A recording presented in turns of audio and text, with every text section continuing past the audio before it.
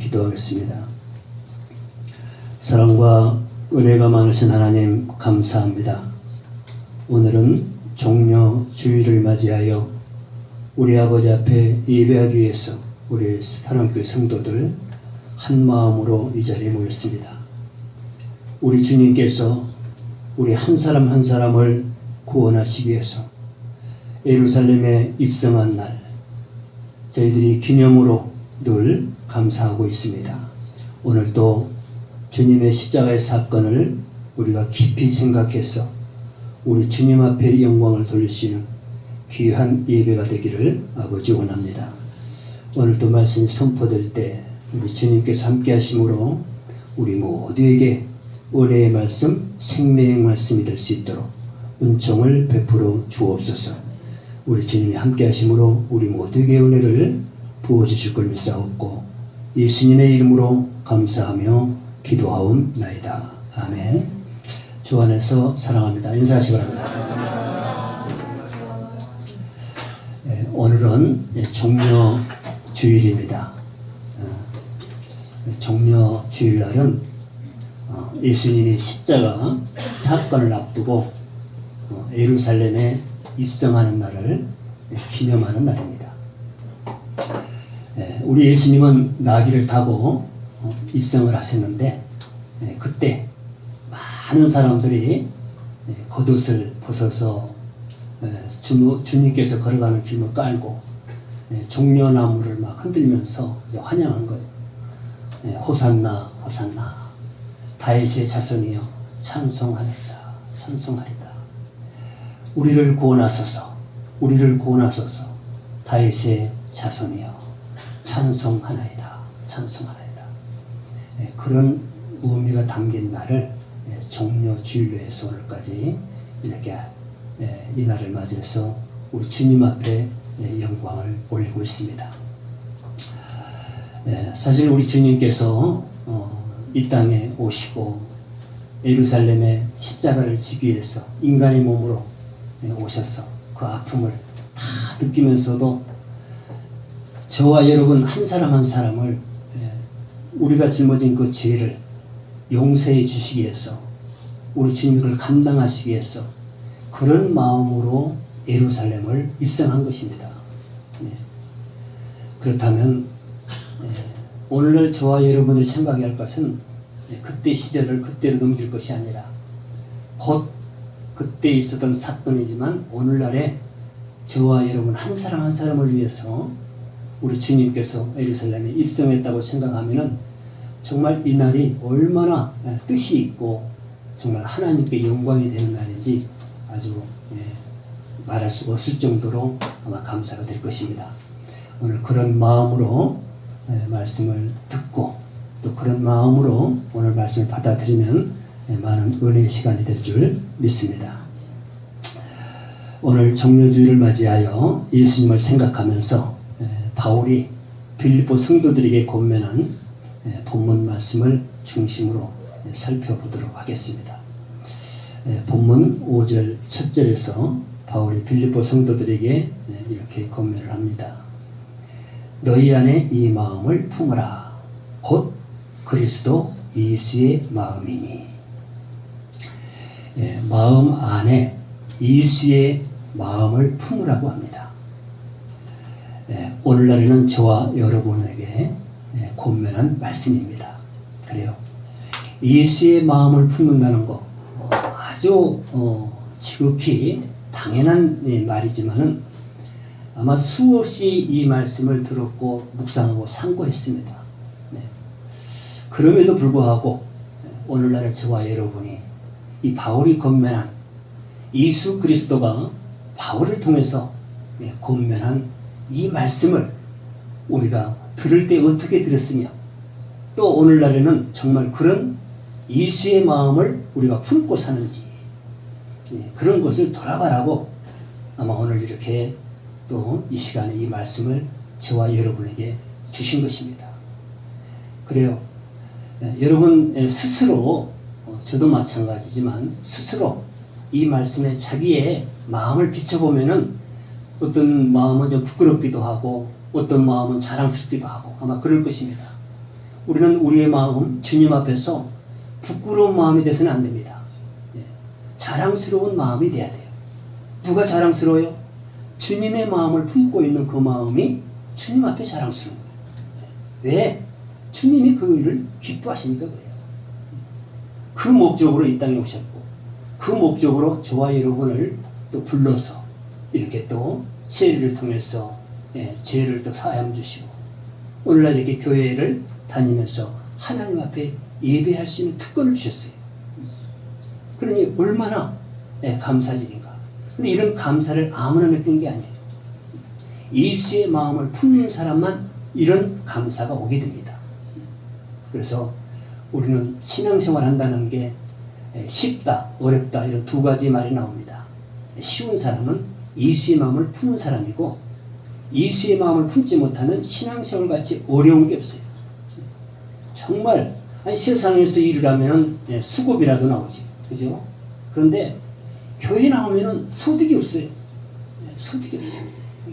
그럼에도 또 요구하는 건 많아요. 이거는 은혜 없이는 진짜 힘든 게 교회 생활. 그래서 예수의 마음을 품지 않고 교회 나오면 그건 종교 생활이에요. 종교 생활. 절대 하나님과 함께하는 것이 아니에요. 의무적인 거예요. 세상의 어떤 한 기관에서 일하는 정도로 그렇게밖에 돼요. 그래서 예수의 마음을 품으면요 정말 신앙을 재밌게 할 수가 있어요. 오늘 교회 나올 때도 마음이 즐겁고 여러분 오늘 교회 나올 때 마음이 즐거웠어요? 그냥 억지로 오셨어요? 즐거웠죠? 보니까 막 발걸음들이 날라오더라고요. 얼마나 좋아요. 얼마나. 아니 이 자리가 물론 우리 주님은 성령을 통해서 우리가 어디 있든지 함께 하세요. 그런데 오늘 특별히 교회를 찾아온다는 건 더 감사하잖아요. 그죠? 하루 동안, 한 주간 동안, 내가 한 주간 동안 살면서 주님의 은혜로 살았는데, 얼마나 이게 감사한 일인가? 오늘 가서 마음껏 감사해야지, 찬양해야지, 기도해야지. 이런 마음으로 하면은요, 발걸음 가볼 수가 없어요. 그런데 예수의 마음을 품지 않고 한 주간을 보내면요, 세상적으로 살게 되지 않습니까? 지칠 때는 다 지칩니다. 마음이 무겁죠. 육체 무겁죠. 그래서 교회보다 힘든 거예요. 그냥 주일이니까 가야 되는 거야. 얼마나 불행해요. 그러잖아요. 오늘이 무슨 날인데? 주일 날입니다. 우리 하나님께서 명령하신 날이에요. 한 주간. 6일 동안 일하고 너희는 약하기 때문에 하루는 쉬어야 된다. 영문간 쉬어야 된다. 그 쉼이 바로 하나님 앞에 예배로 영광 돌리는 것이다. 이것을 강조하고 있습니다. 그래서 오늘 이 바울이 권면한 이 말씀은 정말 생명 같은 말씀이다. 생명 같은 말씀이다.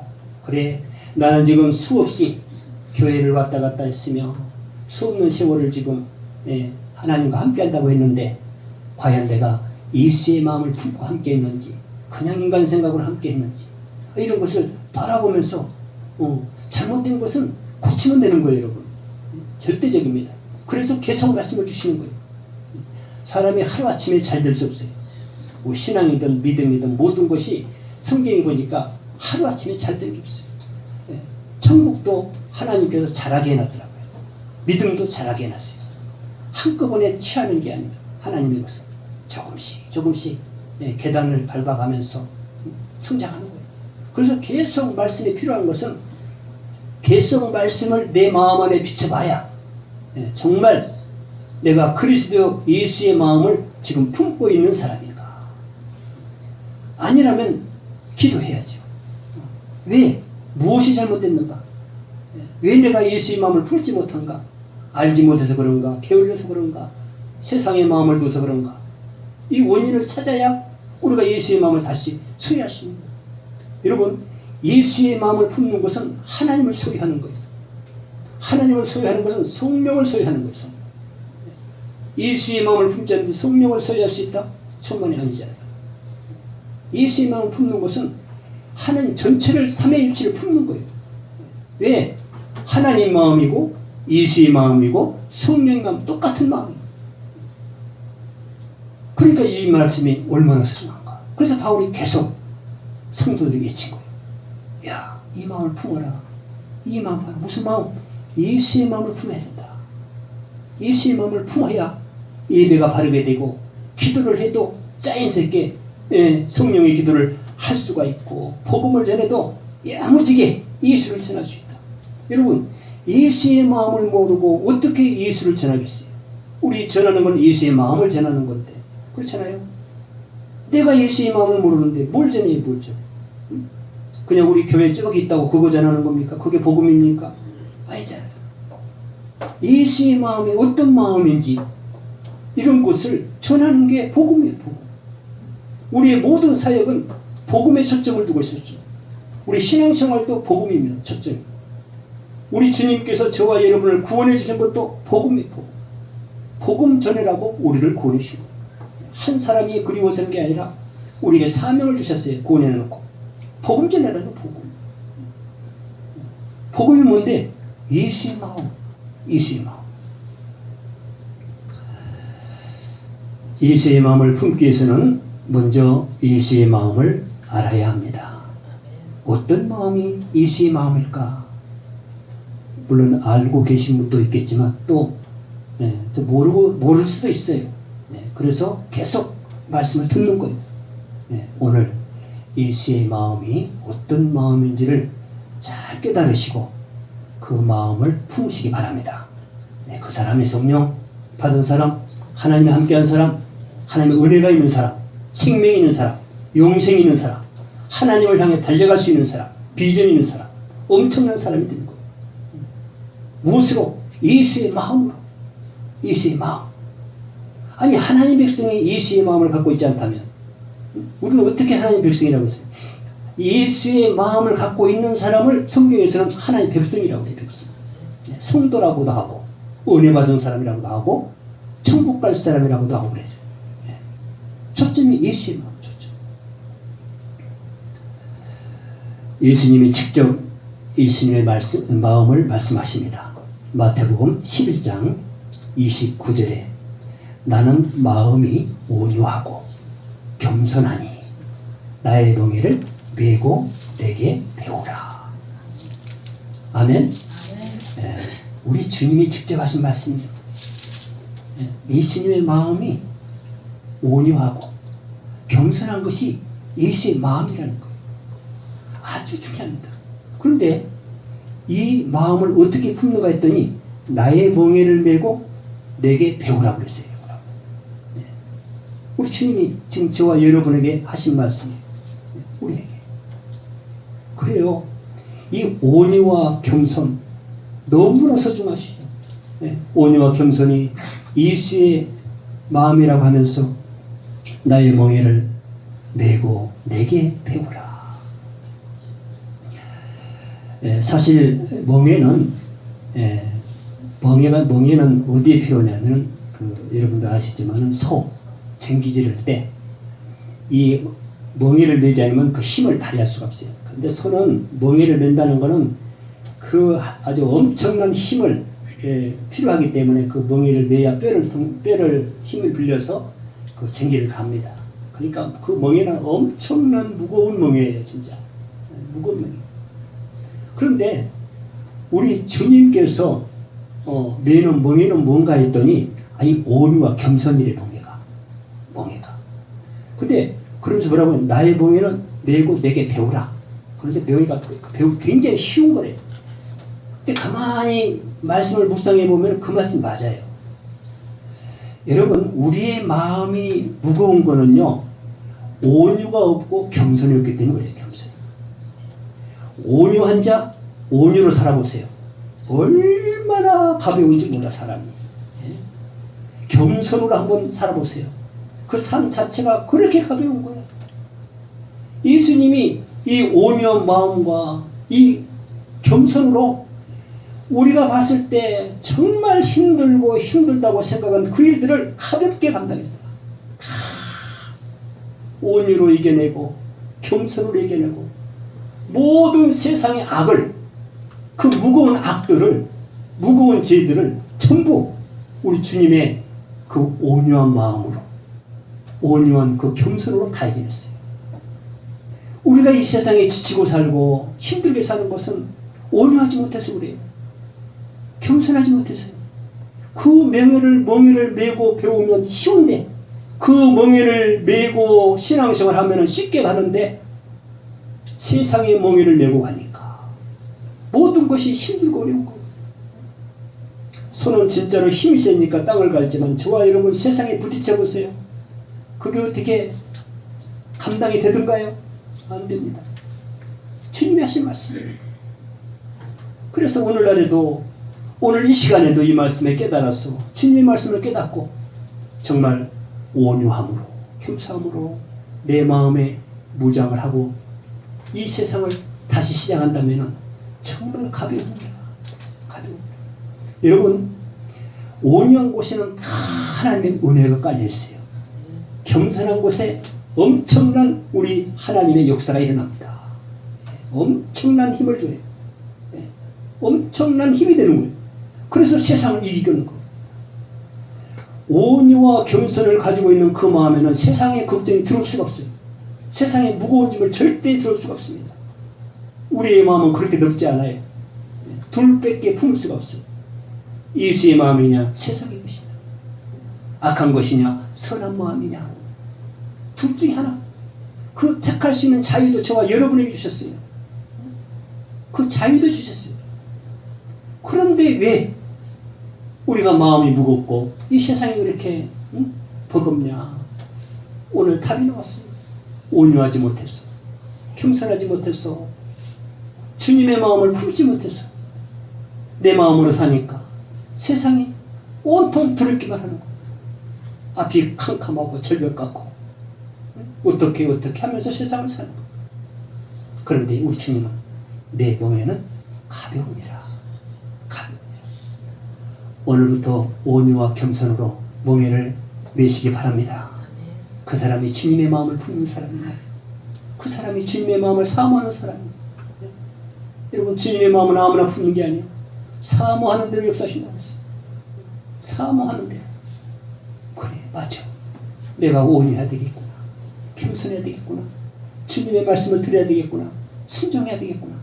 이런 마음을 가질 때, 이런 사모한 마음을 우리 주님 앞에 올렸을 때 그 온유와 그 겸손을 우리 마음 안에 품으셨다는 것을 우리 주님께서 분명히 말씀을 하셨습니다. 나의 멍에를 메고 내게 배우라. 그렇다면 또한 온유는 무엇을 의미하는가? 따뜻하고 부드러움을 온유라고 합니다. 예수님의 마음은 항상 따뜻하고 부드러웠습니다. 여러분 마음은 어떻습니까? 따뜻합니까? 정말 부드럽습니까? 네, 사람끼리도 그래요. 참 온유한 사람은 참 존경하고 함께하고 싶고 함께 시간 보내고 싶고 보고 싶고 네, 그렇잖아요. 여러분도 다 그건 느낀 거잖아요. 이건 세상 상식으로도 이건 통합니다. 네, 그렇게 부드러운 사람이 좋아요. 네, 억세고 이러면 네? 네, 사람이 떨어져 나가지만 온유함으로 네? 무엇이든지 끌어낼 수 있는 이런 사람, 이런 사람이 힘이고 네. 그래서 세상의 힘은 다른 게 아니에요. 네. 지혜가 있는 자가 힘이고 온유가 있는 자가 힘인 것입니다. 네. 그거는 누가 해볼 수가 없어요. 온유 앞에. 그래서 우리 예수님은 항상 네, 마음이 따뜻하고 부드러웠어요. 예수님의 마음 안에 있는 그 감정과 성격이 그러했고 또 행동과 언어로 항상 그것을 표현했습니다. 보여줬어요. 그래요. 저와 여러분의 감정, 성격, 행동, 언어 참 소중하죠. 이 모든 영향력이 어디서 오냐면 온유함에서 영향했어요. 네, 여러분 감정의 온유함에 들어가 보세요. 정말 사람, 네, 우리 주님이 기뻐하시고요. 네, 모든 사람들이 기뻐합니다. 성격의 온유함에 들어가 보세요. 네, 정말 부드럽고 따뜻하고 행동도 절대 우리 행동도 나오는 것이 마음에서 나오는데 온유한 감정에서 나오는 행동이 있고 온유한 성격에서 나오는 행동이 있고 그렇죠? 온유한 그 언어를 통해서 나올 수 있는 행동이 있고, 모든 것이 우리 마음의 문제예요. 마음의 문제. 마음. 성경에서도 보면은 마음이 중요하다는 것은 마음 먹은 대로 행동이 나오기 때문에 마음. 그래서 마음가짐을 잘 가져야 돼. 그래서 지혜도 마음속에 주셨어요. 온유도 마음속에 주셨어요. 먼저 출발지가 온유나 겸손은 마음속에. 왜? 그것이 그대로 나오니까. 그래서 항상 말씀을 들어서 가슴에 새기라는 것은 마음에 새기라는 마음이에요. 왜? 그 행동이 새겼 때문에 나오기 때문에. 나오고. 이런 마음에 없는 말을 한 적 있어요? 그건 이상한 사람이죠. 예. 그 사람은 이상한 사람이에요. 정상적이 아니에요. 전부 마음에 있는 걸 내놓는 게 사람이에요. 예. 그래서 보면은 말 들어보면 성격을 알 수 있고 그 사람 감정을 알 수가 있어요. 행동은 다 나와. 행동하고 마음은 일치가 되니까. 예. 포장하는 건 한계가 있어요. 어느 정도 포장이 되는데 안 돼. 자기도 모르게 순식간에 나오는 거예요. 순식간에.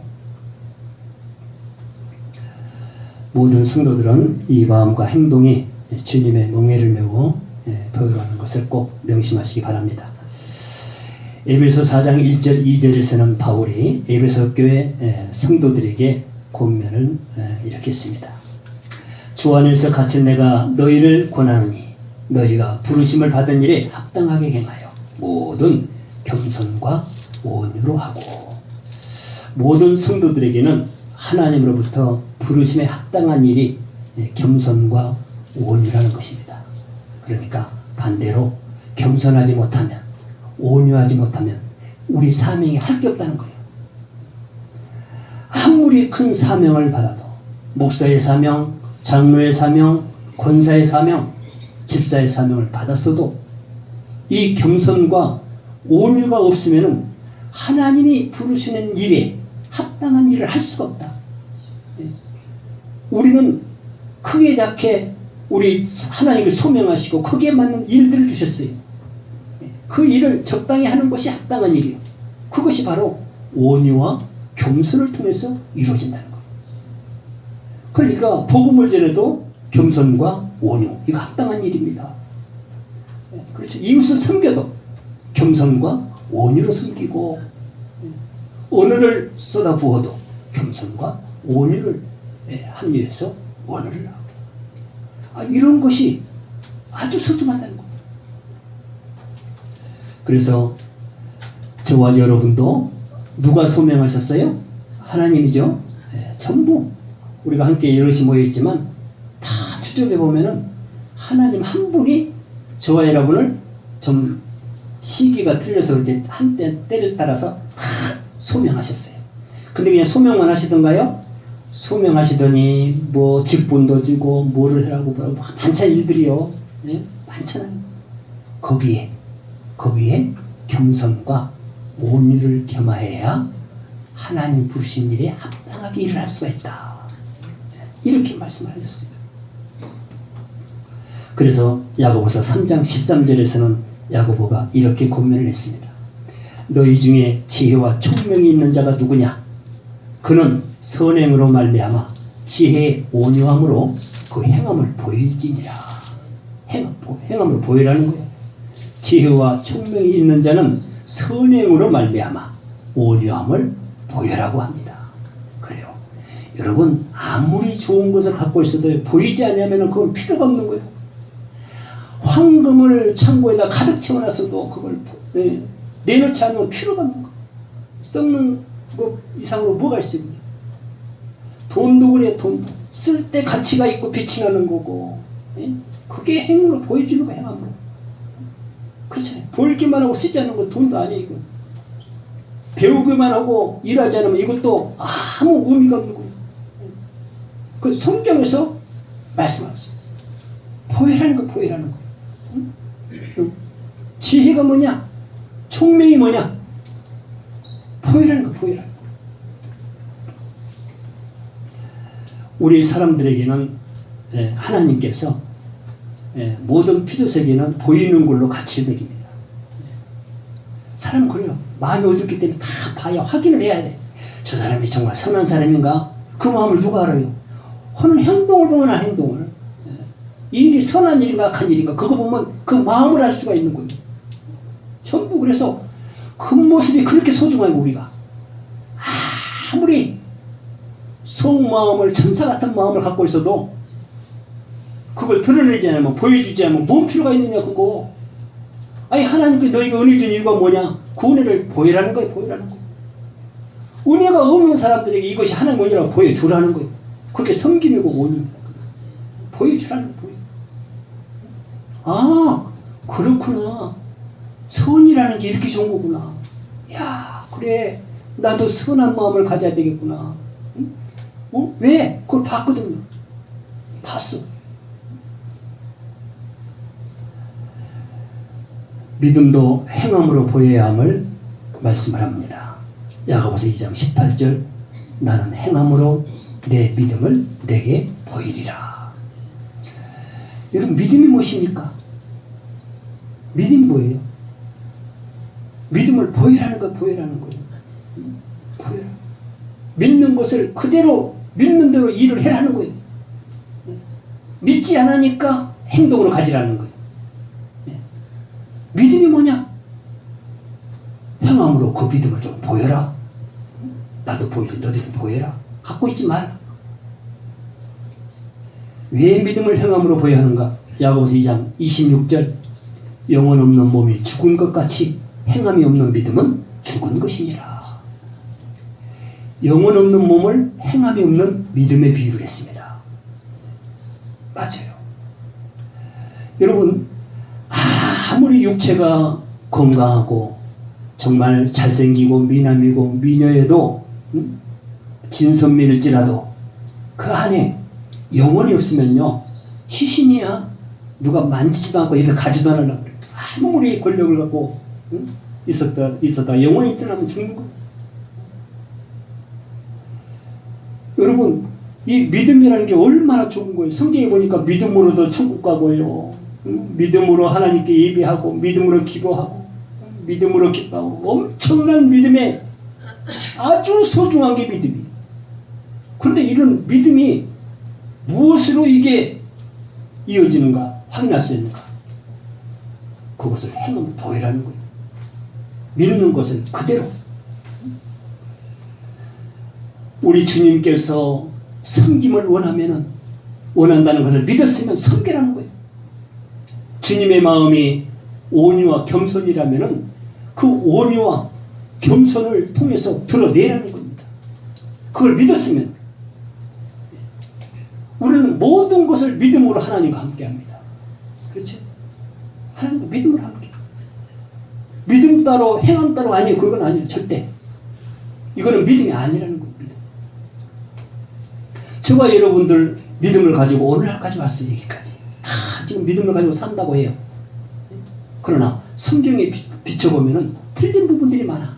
잘못된 믿음, 잘못된 행함, 잘못된 지혜, 잘못된 지식. 성경에서 맞지 않으면 다 잘못된 거예요. 모든 것이 그래요. 야고보가 본 온전한 믿음, 야고보서 2장 22절입니다. 내가 보거니와 야고보가 지금 신앙시험에서 보는 거예요. 이 옆에 사람들을. 내가 보거니와 믿음이 그의 행함과 함께 일을 하고 행함으로 믿음이 온전하게 되었느니라. 야고보가 누구예요? 엄청난 사람이에요. 우리 주님의 제자. 제자가 본 믿음이야. 믿음. 제자가 본 믿음이라는 게 이런 거구나. 이걸 깨달았어. 그래서 믿음이라는 게 그냥 믿음으로 그냥 따로 노는 게 아니라 그 믿음이 행함과 함께 일을 하더라. 함께 일을 하는 것이 믿음이구나. 행함으로 믿음이 온전하게 되느니라. 여러분 생명도 온전해야 되고 믿음도 온전해야 되고 사랑도 온전해야 되는 것입니다. 그것이 믿음이고 사랑이고 소망이고 선한 일이고. 그런데 야고보가 이걸 정확하게 본 거예요. 정확하게. 그래서 여러분이 가지고 있는 그 믿음이 행함과 함께 일을 할 때 온전한 믿음이 된다고 하면 여러분 함께 일할 수가 없겠어요? 일해야 되는 거예요. 말씀에 보면은요, 하나님의 일은 전부 봉사의 일이야. 그래서 힘든 거예요. 행하기가 힘들어요. 그냥 믿음으로 끝나는 사람이 굉장히 많습니다. 왜? 소득도 없지, 시간 허비지, 힘들지. 정말 어려운 것이 이것이 바로 신앙생활 쉽게 하는 사람들은요, 믿음만 가지고 사는 사람들이요. 성경에 보세요. 행함과 함께 일을 하려고 하네. 행함으로 그걸 보이려고 안 그래. 그냥 믿음으로 끝나는 거야. 그냥 주여 주여 하고. 틀림없는 말이고. 야고보서 2장 24절. 보건대 사람의 행함으로 의롭다 하심을 받고 믿음으로만은 아니니라. 그러니까 행함도 그 행함으로 의롭다함을 받는데, 그리고 절대 믿음으로만 되는 것이 아니다. 절대 어려운 것도, 그 어려움을 너희들이 받는 것도 그냥 믿음으로만 받는 게 아니라 행함으로 그 믿음을 연결이 되는 것이지, 그거 빼놓고는 믿음만으로 일은 절대 될 수가 없다. 분리를 해서 분명히 말씀을 합니다. 주님도 행함이 얼마나 소중한지를 말씀하셨습니다. 마태복음 7장 21절. 나더러 주여 주여 하는 자마다 다 천국에 들어갈 것이 아니요 다만 하늘에 계신 내 아버지의 뜻대로 행하는 자래야 들어가리라. 우리 주님도 말씀하시는 거예요. 주여 주여. 주여 주 누가 못해요? 주여 주는 그것까지 쉬운 게 없어. 여러분도 주여 주를 수천 번 했을 거예요. 그걸로 천국 가는 게 아니라는 거예요. 뭘로? 아버지의 뜻대로 행하는 자래야. 주인이라고 불렀으면 주인의 뜻대로 행해라 이거야. 말은 주인이라고 해서 내 말 하나도 안 들으면서 네가 무슨 답으로 주인이라고 하냐? 절대 그것은 아니라는 거예요. 주여 주여 것은 나의 영육간의 주인이시오. 주인이시오. 말씀만 하옵소서. 순종하리이다. 주님의 뜻을 말씀하옵소서. 내가 순종하리이다. 이것이 찬양이고 이것이 기도입니다. 고백이고. 그런데 우리 주님 보니까 그렇지 않다는 거예요. 말로는 그냥 풍성히 하면서 주여지 하면서 하나님의 일은 아무것도 안 해요. 보세요. 하나님 뜻에 대해서는 관심이 없어. 그저 주여 그것만 갖고 있어. 그것만. 나는 하나님의 사람이다. 은혜 받은 사람이다. 성령 받은 사람이다. 하나님이 함께하는 사람이다. 그런 믿음만 가지고 사는 거예요. 그런데 그걸로는 천국을 간다고 했어요? 못 간다고 했어요? 갈 수가 없다는 거예요. 이건 또 어느 선지자가 한 것도 아니고 제자가 한 것도 아니고 사도가 한 것도 아니고 주님의 말씀, 주님이 창조주 주님이 직접 심판을 주님 직접 말씀하신 것입니다. 이런 말씀을 우리의 귀에 담지 않고 뭔 말씀을 귀에 담고 있어요? 이런 말씀을 귀에 담아야 돼요. 지혜도 온유함으로 보이라고 합니다. 야고보서 3장 13절. 지혜의 온유함으로 그 행함을 보일지니라. 모든 지혜는 하나님의 뜻을 이루는 데 필요합니다. 행함이 필요하다는 거예요. 지혜로 끝나지 말라. 내가 지혜를 준 것은 할 일이 있어 준 거다. 하나님도 지혜로 우주 만물을 창조하셨어요. 뭔가 지혜는 지혜를 가지고 움직일 때 어떤 작품이 나오는 거예요. 믿음도 나오고 기쁨도 나오고 찬양도 나오고 복음도 나오고 섬김도 나오고 그것을 행함으로 보이라는 거예요. 그게 지혜다. 지혜다. 여러분 세상에서 수년을 대학 초등학교, 중학교, 고등학교, 대학도 그것도 부족해서 유학 가고 박사학위 받고 이거 뭐 때문에 한 거예요? 그거. 뭔가 할 일이 있어요. 그걸 통해서. 그렇게만 배우고만 해놓고 사회생활 안 해봐요. 그럼 무슨 유익이 있냐 그게? 그게 무슨 유익이 있냐? 주 안에서도 마찬가지예요. 아무리 지혜가 많아도 지혜대로 일을 움직이지 않으면 아무 필요 없다는 거예요.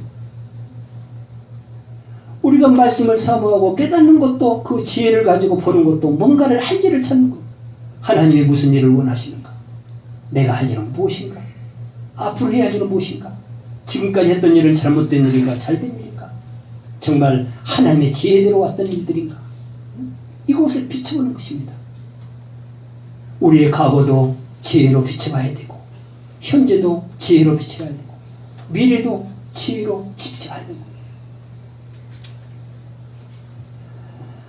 사랑도 행함으로 보이라고 합니다. 요한에서 1장 6절 사랑은 이것이니 우리가 그 계명을 따라 행하는 것이요 계명은 이것이니 너희가 처음부터 들은 바와 같이 그 가운데서 행하라 하심이라. 아멘. 사랑이 무엇입니까? 사랑 분명히 오늘 말씀하세요. 사랑은 이것이니 우리가 그 계명을 따라 행하는 것이고 계명이 뭐예요? 하나님의 말씀의 말씀. 말씀을 순종하는 것이 계명을 따라서 사는 것이. 신앙생활도 계명 안에 있어요. 믿음 생활도 계명 안에 있습니다. 모든 우리 주의 종들이나 모든 주의 사람들 일이 이 계명 안에 들어있어요. 말씀 안에 들어있단 말이에요. 말씀. 그러니까 사랑이 그래 우리 하나님 사랑 나 죄인 구원해 준 게 사랑이야. 물론 사랑이죠. 그것으로 끝나는 게 사랑이 아니에요. 성경 보세요. 사랑이라는 게 어떤 모양이 어떻게 생겼는지. 그래도 하나님의 사람이라면 엄청난 은혜를 받았다면 그래도 사랑이 무엇인가는 알아야 되잖아요. 예? 하나님이 나를 사랑으로 구원해 주셨다면 사랑으로 나를 여기까지 인도해 주셨다면 그 사랑이 무엇인가? 그 사랑이 무엇인가? 하나님은 사랑을 어떻게 사용하시고 우리는 또 사랑에 어떻게 끌려가는 것인가? 어떻게 사랑에 우리가 함께 동참할 수 있는가? 그래서 사랑은 다른 것이 아니라 계명을 따라 사는 것이라. 계명을 따라 말씀을 따라 사는 것이라. 이것을 처음부터 들었다고 했어요. 들은 것을 가운데서 들은 대로 행하는 것이 사랑이다. 사랑 믿습니까? 말씀을 듣는 것은 뭔가를 찾는 거예요. 사랑도 그 안에 있고 믿음도 그 안에 있고 소망도 그 안에 있고 천국도 그 안에 있고 성김도 있고 복음도 있고 예? 악도 있고 선도 있고 예? 다 찾는 걸 성경에서 말씀 안에서 다 찾는 거예요. 그게. 그 들려진 이유가 그런 거 찾으라고 하는 거예요. 여러분 말씀해 보세요. 말씀 안에 보화가 담겨 있다고 해서 보화가. 보화는 예수죠. 예수 안에 예수로 끝납니까? 예수를 안다는 것은 예수의 그 마음을 알아야 되고 사명을 알아야 되고 우리와 관계를 알아야 되고 함부로 주여지 않는 것이 진짜 그래요. 주인을 부를 수 있는 그 사람은 주인의 마음을 잘 아는 사람이 주인을 부를 수 있는 자격이 있는 거예요. 그렇잖아요. 그렇지 않으면 건성이야 건성.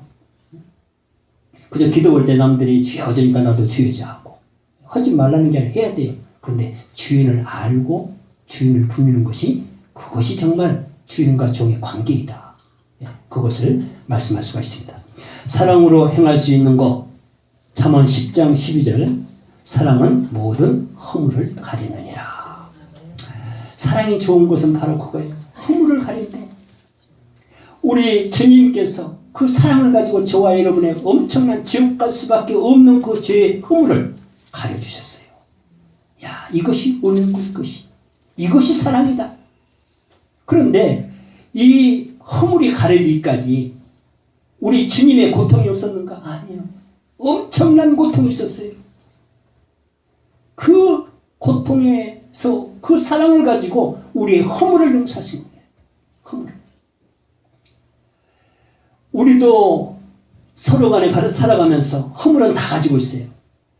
허물은 왜 하나님 허락하셨어요? 덮어주라고, 가려주라고. 그런데 어떤 사람은 허물을 막 들춰요. 들쳐갖고 그걸 또 너무 허물을 알면 재밌는가 봐요. 흉볼 때 막 희떡거리고 웃고 난리 나서 막 허물 좋아서. 성경에서 그런 걸 그렇게 한 게 아니에요. 허물은 서로 가려주는 것이다. 허물은 다 있다. 여러분, 내가 큰 허물이 있는데 상대방이 그걸 알고 덮어주면은요, 그 아래 본인이. 그러면요, 감동이 돼. 그래. 나 같으면 저렇게 못하는데 어떻게 이런 허물을 저렇게 덮어주냐. 부끄러워 괜히. 그래가면서 사람이 고쳐지는 거예요. 예? 그래서 허물을 가리는 것이 사랑이다. 여러분 허물을 이제 들추지 말고 가려주시기 바랍니다. 그러면 다 가린지 안 가린지 들추니 다 알아요 그 사람이. 예? 들춘 거 생각하면 그래? 나만 허물이 있냐? 저녁에 가서 그 사람 허물 파이나고 잠도 안 자요. 예? 큰 거 가지고 와서 막 만나려고 난리를 쳐. 덮어주려고 난리친 게 아니라 복수하려고. 그러니까 성경에 보니까 악은 악으로 절대 이길 수가 없다고 했어요. 악은 뭘로 이겨요? 선으로만 이겨, 선으로만. 절대 악을 이길 수가 없어. 악을 이긴다고 해요? 같이 망해. 같이 지옥 가고 같이 심장 끓이고 병들고 그래요. 그런데 악은 간단해요. 선으로 이길 수 있어요, 선으로. 허물도 가려주면 승리하는 거예요. 사랑으로 행할 수 있는 것. 베드로전서 4장 8절. 사랑은 허다한 죄를 덮느니라. 허다한 죄. 이럴 때 좀 아멘 좀 하시지 않나. 죄 안 덮고 싶어져요? 여러분도 다 덮어주셔서 여기까지 왔잖아요. 예? 그러니까 품앗이, 세상사람 품앗이 잘하잖아요. 농촌에 가면 막 오늘은 내가 보내기 할 테니까 다음 주에 우리 거 해줘요. 품앗이 서로 힘이 되는 게 얼마나 중요한지 몰라요. 죄도 큰 죄는 우리 주님이 덮어줘야 되지만 잘 자란 죄는 우리들이 덮을 것들이 굉장히 많아요. 예? 사랑이 그것들은 사랑. 그래. 나도 죄인인데 내가 뭐라고 하겠습니까? 함께 기도하면서 덮으면서 삽시다. 이래 가면서 이렇게 살아가는 게 이게 믿음이야. 이게 사랑이래. 이게 사랑. 고린도서 8장 1절. 사랑은 덕을 세우나니. 덕을 많이 세우시기 바랍니다. 덕을 세우는 거 쉬운 일이 아니에요. 그런데 사랑은 덕을 세우는 일이기 때문에 저와 여러분은 사랑으로 여기까지 왔어요. 그리고 은사도 사랑 은사를 주셨어요. 누군가를 우리도 사랑해야 돼요. 덕을 세우는 것도 사랑, 죄를 덮어준 것도 사랑, 허물을 덮어준 것도 사랑. 여러분 이거 할 수 있어요 없어요? 할 수 있잖아요. 할 수 없다고 하는 사람은 생전 못하고 하는 거예요. 이 사람은 주님 마음 품고 못 살아요. 주님의 마음도 품을 수 있다고 한 사람이 품어요. 입술의 고백대로 우리 주님은 일하시기 때문에. 그래서 고백이 필요한 거예요. 고백. 입술의 고백. 그래서 여러분 늘 어려운 일도 입으로 자꾸 시인하면은요 그게 진짜 이루어진 것을 믿으시기 바랍니다. 왜? 주님이 들으시니까. 고백을 자꾸 고백. 우리 주님이 우리 마음을 몰라서 고백이라는 게 아니에요. 우리 인간의 구조를 알아요. 지으셨기 때문에. 입술로 고백을 해야 한다는 거예요. 해야 돼. 이거 우리 주님은 우리 마음 다 아는데요. 천만에. 그걸 몰라서 그러니? 몰라서. 성경 보세요. 그걸 몰라서 그런 게 아니에요. 알면서도 고백해라는 거예요. 그게 순종이야. 그게 순종. 그 충성하는 것이고. 솔로몬이 말한 사랑. 솔로몬이 이제 지혜자잖아요. 지혜를 엄청 하나님의 지혜를 갖고 있는 사람인데 그 사람이 사랑을 봤어요. 아 이거 사랑이구나. 이거 어떤 사랑? 아가서 2장 2절에 보니까 내 사랑은 가시나무 가운데 백합화 같도다. 아멘. 가시나무에서 피어난 그 백합이 얼마나 아름다운지 몰라요. 근데 가시 한번 찍으면 죽는 거예요. 엄청나요. 이 사랑이라는 게 그렇게 표현했어요. 솔로몬이 그 사랑을 잘 아는 거예요. 그러니까 아하, 이 사랑이라는 것은 이 가시나무 가운데 백합화가 똑같구나. 가시 가운데 있는 꽃, 아름다운 꽃. 네, 맞아요. 우리가 사랑이라는 것은 그저 안전한 곳에, 편한 곳에, 아주 좋은 곳에 있는 것이 사랑이 아니에요. 환난 가운데, 고난 가운데, 가시덤불 같은 세상에서 성경의 말씀에 온유와 진리로 지혜로 주님의 마음을 담았더니 세상에 그 세상 가시 가운데서 백합화가 되는 것. 이것이 바로 사랑이다. 사랑. 이런 사랑을 소유하시기 바랍니다. 네, 엄청난 사랑. 그냥 달콤한 사랑, 달콤한 기쁨, 달콤한 은혜. 이거는 아니에요. 가시인 거예요. 가시 가운데 있다는 것은 험난한 곳이 사랑이 있다는 험난한 곳이에요. 우리 주님의 십자가 사건 험난한 가운데 그 사랑을 거기서 잉태됐어요. 그 십자가 가시 같은 엄청난 머리에 가시들을 쓰고 엄청난 그 고통 속에서 완전한 사랑을 이루어내신 분이 우리 주님이세요. 우리가 사랑도 그냥 말로만 하는 것이 아니라 세상의 가시 같은 불 같은 그곳, 이런 곳에서 이 사랑이 백합밭이 낄 때 그 백합밭 꽃이, 우리 그 향기가 우리 주님 앞에, 우리 하나님 앞에 영광이 된 것을 믿으시기 바랍니다. 온유한 행함으로 선행을 드러낸 자들에게 주님이 말씀하십니다. 마태복음 5장 5절, 온유한 자는 복이 있나니 그들이 땅을 기업으로 받을 것이며, 온유함으로 땅을 기업을 받으면 시편 37편 11절, 풍성한 화평으로 즐거워하리로다. 이제 예수의 두 번째 마음, 겸손에 대해서 살펴보겠습니다. 마태복음 11장 29절, 나는 마음이 온유하고 겸손하니 나의 멍에를 메고 내게 배우라. 겸손을 두 번째 마음으로 말씀을 하셨습니다. 왜 주님은 자신의 마음을 겸손이라고 하셨는가? 욥기 22장 29절에 보니까 하나님은 겸손한 자를 구원하시리라. 우리 하나님께서는 겸손한 자를 구원해 주신대요. 왜? 겸손한 자가 하나님을 경외할 수 있고요. 겸손한 자가 자신을 돌아보게 되고, 자신을 돌아보면 자신의 죄를 발견하게 되고, 그가 또 그 죄를 우리 하나님 앞에 회개하고 자복해서 구원을 얻게 되는 것입니다. 구원이라는 것은 우리의 죄를 회개하고 자복했을 때, 우리 주님이 그 기도를 받았을 때 구원의 역사가 일어나는 것입니다. 주님이 이 땅에 오신 이유도 죄인들을 회개, 십자가를 지신 이후 저와 여러분을 불러서 회개시키러 왔대요. 여러분 다 회개하셨죠? 안 하셨으면 다시 하시기 바랍니다. 정말 눈물을 흘리면서 회개하지 않고는 원죄를 절대 해결받지 못합니다. 우리 주님이, 우리 주인 대신 주인이 말씀하시면 그 말씀을 듣고 순종해야 돼요. 우리 주님은 분명히 말씀하셨어요.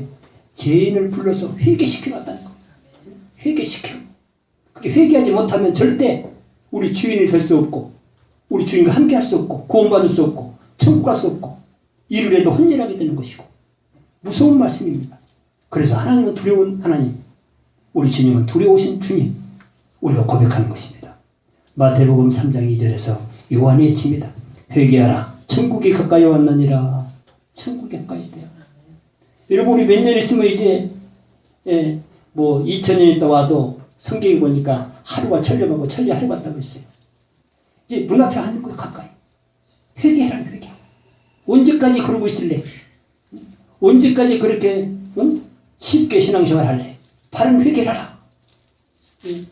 천국이 가까이 왔느니라. 계시록 3장 19절. 무릇 내가 사랑하는 자를 책망하여 징계하노니 그러므로 내가 열심을 내라 회개하라. 우리 하나님께서 사랑하는 자녀들에게 책망하고 징계 주는 것도, 고난 주는 것도 다른 것이 아니요, 깨닫고 회개하라고. 회개. 왜? 구원해 주시려고. 회개를 안 하니까 징계를 주어서라도, 책망을 해서라도 회개를 하겠다는 거. 여러분, 무슨 일들이 생기면 그냥 일 생긴 거 생각하지 말고, 아이고 우리 주님이 회개라고 이런 일을 주셨구나, 그렇게 생각하시기 바랍니다. 그 사람이 회개해요. 아이고 뭐가 잘못됐구나, 운이 좀 안 좋아서 이랬구나, 누가 잘못해서 이렇게, 이게 아니에요. 모든 일을 우리 주님의 징계로 생각한다면 깊이 우리가 인생을 돌아보게 됩니다. 그래서 큰 것을 발견해서 회개하면 어떻게 그 자체가 구원이라. 회개하지 않으면 시편 7편 12절에서 말합니다. 사람이 회개하지 아니하면 그가 그의 칼을 가시며 그의 활을 이미 당기어 예비하셨도다. 또 다른 데 보니까 우리 주님께서 도끼를 지금 들고 있어요. 찍으려고. 왜? 누구? 회개하면, 회개 안 하면. 성경에서 그래요. 회개하라 하라 합니다. 근데 하는 것도 내 자유, 안 하는 것도 자유. 그런데 뭘 준비하고 있어요? 도끼를 준비하고 있어요. 칼을 준비하고 있어요. 왜? 회개 안 하면 심판하시려고. 그러니까 회개를 해야 되겠어요? 안 해야 되겠어요? 해야 되는 거예요. 지금 도끼를 들고 있어 주님 찍으려고. 심판하려고 지금 준비를 하고 계신다는 거예요. 뭘 보고? 회개를 보고. 회개. 누가복음 13장 3절 너희도 만일 회개하지 아니하면 다 이와 같이 망하리라. 여러분, 우리 인생을 살면서 세상 사업이 망하면은요, 또 그럭저럭 살아서 또 인생을 채워갑니다. 근데 영혼이 망하면 끝나는 거, 이거. 영혼이 어떻게 망하냐 했더니, 회개하지 않으면 망한대. 예? 여러분, 영혼이 망하고 싶어요? 흥하고 싶어요? 예, 회개하시기 바랍니다. 회개. 아이고, 뭘 회개를 해요? 우리 주님이 이미 다쳐 짊어지는 처음 말이 맞죠. 우리 주님이 언제 그렇게 그냥 해준다고 그랬어요? 회개해야 한다, 회개. 주님 말하잖아, 회개하라고. 절대 회개 안 하면 천국 없는 거예요. 주님 말씀하시잖아. 주님이 해준다는 거예요. 주님이 해준다는 것은 먼저 말씀을 주셨어요. 회개해라고.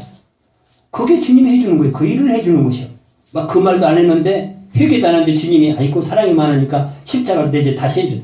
그게 아니에요. 성경은 그렇게 읽는 게 아니에요.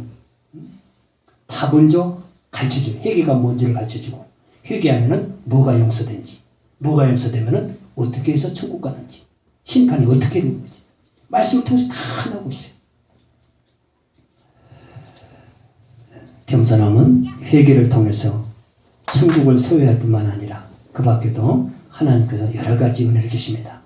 여호와께서 겸손한 자를 붙드시고 시편 147편 6절, 잠언 3장 34절 겸손한 자에게 은혜를 베푸시나니 잠언 12장 1절 11절 2절 겸손한 자에게 은혜가 있느니라. 시편 10편 17절 여호와여 주는 겸손한 자의 소원을 들으셨사오니. 이사야 29장 19절 겸손한 자에게 여호와로 말미암아 기쁨이 더하겠고. 여러분, 겸손한 자에게 하나님의 기쁨이 더한다고 합니다. 여러분, 기쁨은 어디에서 찾습니까? 세상에서 찾습니까? 권력에서 찾습니까? 부에서 찾습니까? 아니요. 절대 오늘 말씀해 보니까 우리의 기쁨은 겸손에 있다. 온유에 있다. 주님의 마음에 있다는 거예요. 그 마음을 품었을 때 그로 인하여 저와 여러분의 남은 일생에 기쁨으로, 즐거움으로, 소망으로, 천국으로 채워질 것을 믿으시기 바랍니다. 말씀을 마치겠습니다. 사랑과 은혜가 많으신 아버지 감사합니다. 오늘도 종료 주일을 맞이해서 우리에게 귀한 말씀을 주셨습니다. 아버지 하나님, 지금껏 저희들 우리 주님을 주인으로 여기며 고백하면서 살아왔습니다. 그러나 오늘 말씀해 보니까 진정한 주님의 마음을 품지를 못했습니다. 우리 주님이 다시 우리에게 말씀하셨습니다. 내 멍에를 메고 배우면 쉽다고 말씀하셨습니다. 그동안에 힘들고 어렸던 이유가 바로 주님의 마음을 품지 못해서 온유가 없었고 겸손이 없었기 때문에 정말 신앙생활이 힘들었고 세상의 모든 삶이 힘들었고 우리의 마음에 두르지 말아야 할 것들, 세상의 욕심과 악들이 가득했습니다. 아버지 하나님, 오늘 이 시간 긍휼히 여겨 주옵소서. 오늘도 한 사람 한 사람이 마음을 바꾸어 우리 주님의 마음, 온유와 겸손을 품을 수 있는 우리 사랑교회 성도들 되게 하여 주옵소서. 그리하여 그 마음으로 인하여 기쁨이 더해지고 소망이 더해지고 생명이 더해질 때 우리가 마음껏 이 시대의 복음을 전하는 주의 종들이 다 되게 될 줄 믿습니다. 하나님께서 이 은혜를 꼭 주실 걸 믿사옵고 예수님의 이름으로 감사하며 기도하옵나이다. 아멘. 찬송